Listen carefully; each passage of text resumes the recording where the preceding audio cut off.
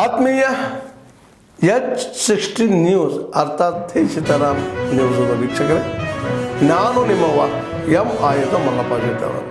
ತಾವು ಈಗ ಸುದ್ದಿಗಳ ಲೋಕಕ್ಕೆ ಎಂಟ್ರಿ ಹೊಡಿತಾ ಇದ್ದೀರಿ.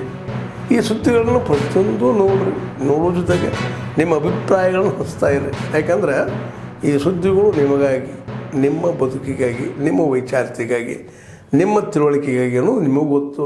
ಜೊತೆಗೆ ನಮಗೂ ನಿಮ್ಮೊಂದಿಗೆ ಇದೊಂದು ಮಾತಾಡುವಂಥ ಜೊತೆಗೆ ಸುದ್ದಿಗಳನ್ನು ಬಿಡುವಂಥ ಕೆಲಸ. ಈ ಕೆಲಸದಲ್ಲಿ ನಾವು ನಿಮ್ಮೊಂದಿಗೆ ಇದ್ದೀವಿ ಅಂತ ಹೇಳ್ತಾ ನೋಡ್ತಾ ಇರಿ ಸುದ್ದಿಗಳನ್ನು. ಬಾಬಾ ಸಾಹೇಬರ ವಿಚಾರಗಳನ್ನು ಇಡೀ ನಾಡಿಗೆ ಜನತೆಗೆ ತಲುಪಿಸ್ತಕ್ಕಂಥ ಮಹತ್ವದ ಕಾರ್ಯಕ್ರಮವನ್ನು ನಮ್ಮ ರಾಜ್ಯ ನಾಯಕರು ಕೊಡೋದ್ರ ಮೂಲಕ ಈ ಕಾರ್ಯಕ್ರಮ ಇಡೀ ಭಾರತ ದೇಶಾದ್ಯಂತ ನಮ್ಮ ರಾಷ್ಟ್ರೀಯ ಅಧ್ಯಕ್ಷರು ಮತ್ತು ರಾಷ್ಟ್ರೀಯ ನಾಯಕರೆಲ್ಲ ಸೇರ್ಕೊಂಡು ಕರ್ನಾಟಕದಲ್ಲಿ ಯಶಸ್ವಿಯಾಗಿರ್ತಕ್ಕಂಥ ಈ ವಿಚಾರ ಯಾತ್ರೆಯನ್ನು ಇಡೀ ಭಾರತದಲ್ಲಿ ಮಾಡ್ತಾ ಇರ್ತಕ್ಕಂಥದ್ದನ್ನು ನಾವು ನೋಡ್ತಾ ಇದ್ದೀವಿ. ಬೆಳಗಾವಿಯವರು ಪ್ರಾಸ್ತಾವಿಕ ಮಾತಾಡಿ ಹೇಳಿದ್ರು, 48ರಲ್ಲಿ ಏಪ್ರಿಲ್ 25ರಂದು ಅಲ್ಲಿ SC ST ಫೆಡರೇಷನ್ನ ಒಂದು ಸಭೆಯಲ್ಲಿ ಬಾಬಾ ಸಾಹೇಬರು ಮಾತಾಡ್ತಾ ಬಹಳ ಆಕ್ರೋಶಭರಿತರಾಗಿ ಮಾತಾಡ್ತಾರೆ. ಕಾಂಗ್ರೆಸ್ ಸುಬ್ರಹ್ಮಣ್ಯ ಅಲ್ಲಿಂದ ಊರಿಗೆ ಅಲ್ಲಿ ಹೋಗುವ ನೀವು ಸುಟ್ಕೊಂಡು ಸಾಹಿತ್ಯ ಅಂತೇಳಿ ದಲಿತರಿಗೆ SC ST ಜನಾಂಗಗಳು ಕರೆ ಕೊಡ್ತಾರೆ. ಆ ಸಂದರ್ಭದಲ್ಲಿ ಅವರು ಸಂವಿಧಾನ ಕಾನೂನು ಸಮಿತಿಯ ಅಧ್ಯಕ್ಷರು ಕೂಡ ಆಗಿರ್ತಾರೆ, ಜೊತೆಗೆ ನೀವು ಮಂತ್ರಿಮಂಡಲದಲ್ಲಿ ಸಚಿವರು ಆಗಿರ್ತಾರೆ. ಆದ್ರೆ ಅವರು ಕಾಂಗ್ರೆಸ್ ಸೇರಿಗಳು ಇಂಡಿಪೆಂಡೆಂಟ್ ಆಗಿರ್ತಾರೆ ಅಂತ ಬಾಬಾ ಸಾಹೇಬರು ಈ ಒಂದು ಕಾಂಗ್ರೆಸ್ ಬಗ್ಗೆ ಇರ್ತಕ್ಕಂಥ ಅವರಿಗೆ ಆಕ್ರೋಶ, ಅವರಿಗೆ ಅದರ ಬಗ್ಗೆ ಇರ್ತಕ್ಕಂಥ ಅನುಭವವನ್ನ ಹೊರಗೆ ಈ ರೀತಿಯಾಗಿ ಮಾತನಾಡಿ ಕಾಂಗ್ರೆಸ್ನಿಂದ ಅವ್ರು ಕೆಲವಾಗಿ ಆದಾಯ ಮಾಡಿದ್ರು. ಅದೆಲ್ಲ ಕೊಟ್ಟಿರೋ ಬಗ್ಗೆ ಒಂದು ಓದಿದ್ದಾರೆ. ಅವರು ಬಾಬಾ ಸಾಹೇಬರು ಇಲ್ಲಿ ಕಾಂಗ್ರೆಸ್ ಮಾಡ್ಬೇಕಿದ್ರು, ಅಲ್ಲಿ ಇದ್ದಂಥವ್ರೆ ನಮ್ಮ ಜಾಗವನ್ನು ಬಿಟ್ಕೊಟ್ಟವ್ರೆ ಯಾರಂದ್ರೆ RSS ಅವ್ರು ಜಾಗ ಬಿಟ್ಕೊಟ್ಟು ಅವರ ಕಾಂಗ್ರೆಸ್ ಮಾಡಕ್ಕೆ ಅವ್ರ ಹೆಸರು ಏನೈತಿ ಗೊತ್ತಿರ್ಬೋದು. ಅಂದ್ರೆ ನಮ್ಮ ತಪ್ಪು ಕಲ್ಪನೆಗಳು ಅನೇಕ ಅದಾವ. ಕಾಂಗ್ರೆಸ್ನವ್ರು ಏನ್ ಮಾಡಿಬಿಟ್ಟಾರೆ, ತಮ್ಮ ಬೇಕಾದ ವಿಚಾರ ಮಾಡ್ಬಿಟ್ಟಿದ್ದಾರೆ. ಬಾಬಾ ಸಾಹೇಬರ ಬಗ್ಗೆ ಹೆಚ್ಚಿನ ಬೆಳಕು ಸಿಗಲೇ ಇಲ್ಲ. ಆದ್ರೆ ಇವತ್ತು ಸೋಷಿಯಲ್ ಮೀಡಿಯಾ ಬಂದಿದ್ದರಿಂದ ಅನೇಕ ವಿಷಯಗಳು ನಮ್ಮ ಗಮನಕ್ಕೆ ಬರ್ತಾ ಇದ್ದಾವ. ಆದ್ರೆ ಇವತ್ತು ಕೆಲವೊಂದ್ರ ಬಗ್ಗೆ ಏನ್ ತಪ್ಪು ತಿಳುವಳಿಕೆ ಐತಿ ಅದನ್ನು ಹೋಗಾಯಿಸೋ ದೃಷ್ಟಿಯಿಂದನೂ ಆಗಬೇಕು. ಎರಡನೇದು ಕಾಂಗ್ರೆಸ್ ಯಾವ ರೀತಿ ಬಾಬಾ ಸಾಹೇಬ್ ಅನ್ಯಾಯ ಮಾಡಿದ್ದದ ಅದನ್ನು ವರ್ಣನೆ ಮಾಡಬೇಕು. ನಾನು ಒಂದು ಸುಬ್ರಹ್ಮಣ್ಯ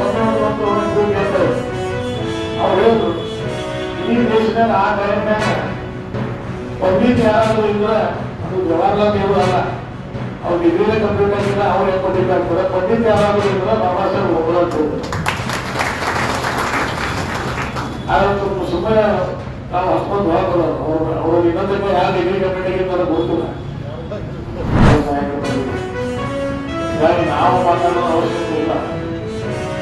ಏನು ಅನೇಕ ವಿಚಾರಗಳು ನಮಗೂ ಗೊತ್ತಿಲ್ಲ. ಬಾಬಾ ಸಾಹೇಬರನ್ನ ನನಗೆ ತಿಳ್ಕೊಟ್ಟಿದ್ವಿ. ಅವರು ರಿಸರ್ವೇಶನ್ ಕೊಟ್ಟಿದ್ದಕ್ಕೆ ಕೆಲವೊಂದು ಅವ್ರು ರಿಸರ್ವೇಶನ್ ಕೊಟ್ಟರು ಅಂತ ಹೇಳಿ ತಪ್ಪು ಗ್ರಹಿಕೆಯೊಳಗೆ ಕೆಲವೊಂದು ಜನ ಅವ್ರ ಬಗ್ಗೆ ಅಭಿಪ್ರಾಯಗಳು ಬೇರೆ ಬೇರೆ. ಆದ್ರೆ ಬಾಬಾ ಸಾಹೇಬರು ಮಾಡಿದಂತಹ ಸಂವಿಧಾನ ಎಲ್ಲರಿಗೂ ನ್ಯಾಯ ಕೊಡುವಂತಹ ಸಂವಿಧಾನ ಇರೋದ್ರಿಂದ ಇವತ್ತು ನಾವೆಲ್ಲರೂ ಒಂದೇ ಜಾಗ ಕಂಪ್ಯೂಟರ್ ಭಾಷೆ ಮಾಡ್ತೀವಿ. ಆ ತಪ್ಪು ಗ್ರಹಿಕೆಯನ್ನು ಹೋಗ್ಬೇಕಾಗಿರ್ತದೆ. ಅವರಿಗೂ ಬಾಬಾ ಸಾಹೇಬರು ಯಾಕೆ ಸಂವಿಧಾನವಾಗಿ ಇರುತ್ತದ್ದು ಅನ್ನುವಂಥದ್ದು ಆ ಜನರಿಗೆ ಹೇಳುವಂಥದ್ದು. ಮತ್ತು ಬಾಬಾ ಸಾಹೇಬರು ಕಾಂಗ್ರೆಸ್ನವ್ರು ಹೇಗೆ ಅನ್ಯಾಯ ಮಾಡಿದ್ರು ಅನ್ನೋದನ್ನ ಯಾರು ಕಾಂಗ್ರೆಸ್ ಅನ್ಯಾಯಗಳು ಬರೀ ಕಾಂಗ್ರೆಸ್ಗೆ 40 ವರ್ಷ ಅವ್ರಿಗೆ ಹೇಳ್ಬೇಕಾಗಿರ್ತದೆ. ಬಾಬಾ ಸಾಹೇಬರಿಗೆ ಎಷ್ಟು ಕಾಂಗ್ರೆಸ್ ಅನ್ಯಾಯ ಮಾಡಿದ್ರು ಮತ್ತು ನೀವು ಇವತ್ತು ಏನ್ ಮಾಡತ್ತಾರೆ ಅದನ್ನು ಏನು ನಾಯಕರು ಇತಿಹಾಸದಲ್ಲಿ ಆದಂಥ ಅನೇಕ ಘಟನೆಗಳನ್ನ ನೀವು ಮನವರಿಕೆ ಮಾಡಿಕೊಡುವಂಥದ್ದು. ಅದನ್ನು ನಾವು ಇಲ್ಲಿಂದ ಹೋದ ನಂತರ ಸಮಾಜದಲ್ಲಿ ಹೇಳ್ಬೇಕಂತದ. ಬರೀ ಇಲ್ಲಿಗೆ ಹೋಗಬಾರ್ದು. ಬಿಜೆಪಿಯವರು ಯಾವಾಗಲೂ ಇಂಥ ಇನ್ಸಿಡೆಂಟ್ಗಳನ್ನ ಹುಡುಕ್ತಾ ಇರ್ತಾರೆ ರಾಜಕೀಯ ಮಾಡಲಿಕ್ಕೆ. ಹಾಗಾದ್ರೆ ಈಗ ಒಂದು 15 ದಿನಗಳಿಗೆ ಒಂದು ವಾರದಿಂದ ಮಲ್ಗಾಮ್ನಲ್ಲಿ ನಡೀತಲ್ಲ ಅದಕ್ಕೆ ಏನ್ ಹೇಳ್ತಾರೆ, ಪ್ರಧಾನಮಂತ್ರಿ ಹೋಗಿದಾರ, 26 ಜನ ಸತ್ತು, ಉಗ್ರರು ದಾಳಿ ಮಾಡಿ ಅವ್ರ ಮೇಲೆ ಶೂಟ್ ಮಾಡಿದ್ರು. ಪ್ರಧಾನಮಂತ್ರಿ ಹೋದ್ರ? Is it not a failure of the security lapse ಅಲ್ವ ಇದು? ಅಲ್ಲಿ ನಾನು ಕೇಳಿದೆ, ನಮ್ಮ ಲೀಡರ್ ಒಬ್ಬ ಹೋಗಿದ್ದ ಅಲ್ಲಿ ಕಾಶ್ಮೀರಕ್ಕೆ. ಅವ್ರು ಕೇಳಿದಾಗ ಒಬ್ಬ ಪೊಲೀಸ್ನವನಿಲ್ಲ, ಒಬ್ಬ ಸೆಕ್ಯೂರಿಟಿಯವನಿಲ್ಲ, ಯಾರು ಇಲ್ಲ ಅಂತಂದ್ರೆ ಏನರ್ಥ? ಬಹಳಷ್ಟು ಜನ, ನೂರಾರು ಜನ ಪ್ರವಾಸಿಗರು ಹೋಗ್ತಾರೆ ಅಂತ ಸ್ಥಳದಲ್ಲಿ ಪೊಲೀಸ್ನವ್ರು ಇರ್ಬೇಕಾ ಬೇಡ? ಪೊಲೀಸ್ನವರೇ ಇರ್ಬೇಕು. ಆದ್ಮೇಲೆ ಎಲ್ಲ ಸುದ್ದಿಗಳನ್ನು ನೋಡಿದ್ರಲ್ಲ, ಏನು ಅನಿಸ್ತು ನಿಮಗೆ?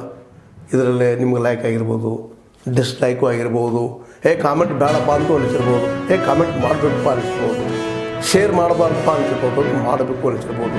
ಏನಾದರೂ ಆಗಲಿ ಶೇರ್ ಮಾಡ್ತಾಯಿರಿ, ಈ ನ್ಯೂಸ್ಗಳನ್ನ ಹಂಚ್ತಾ ಇರಿ, ಜೊತೆಗೆ ಇದಕ್ಕೆ ಸಬ್ಸ್ಕ್ರೈಬ್ ಆಗ್ತಾಯಿರಿ ಅಂತ ಹೇಳ್ತಾ H16 ನ್ಯೂಸ್ ಅರ್ಥಾತ್ ಹೇ ಸೀತಾರಾಮ್, ಇದು ಸತ್ಯದ ಕೈಗೆ ನಡಿ. ವಂದನೆಗಳು.